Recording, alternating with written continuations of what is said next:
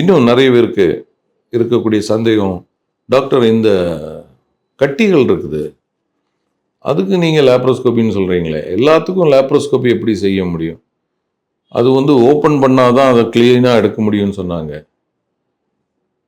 அது வந்து முற்றிலும் ஒரு தவறான ஒரு கருத்து. இன்னைக்கு லேப்ரோஸ்கோப்பி மூலம் கம்ப்ளீட் டிசெக்ஷன், ரேடிக்கல் ஆப்ரேஷன் என்று சொல்லுவோம்.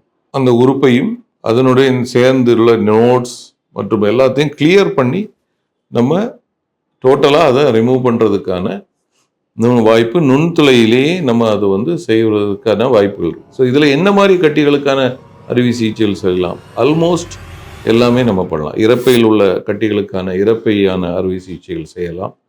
கணையத்தில் உள்ள புற்றுநோய் கட்டிகளுக்கான சிகிச்சைகள் செய்யலாம்.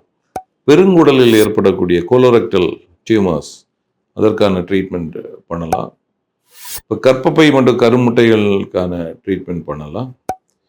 ஸோ இது எந்தெந்த ஸ்டேஜில் உள்ள டிசீஸ்க்கு என்ன மாதிரி ட்ரீட்மெண்ட் பண்ணணும் அப்படிங்கிறத வந்து நம்ம அது ப்ராப்பர் ஸ்டேஜிங் படி தான் நம்ம நிர்ணயிக்க வேண்டும். பட் எல்லாத்திற்கும் வந்து நம்ம ஒரு நுண்துளை ஒரு மினிமல் இன்வேசிவ் ட்ரீட்மெண்ட் வந்து ஒரு நல்ல ஒரு ஆப்ஷனாக இருக்குது.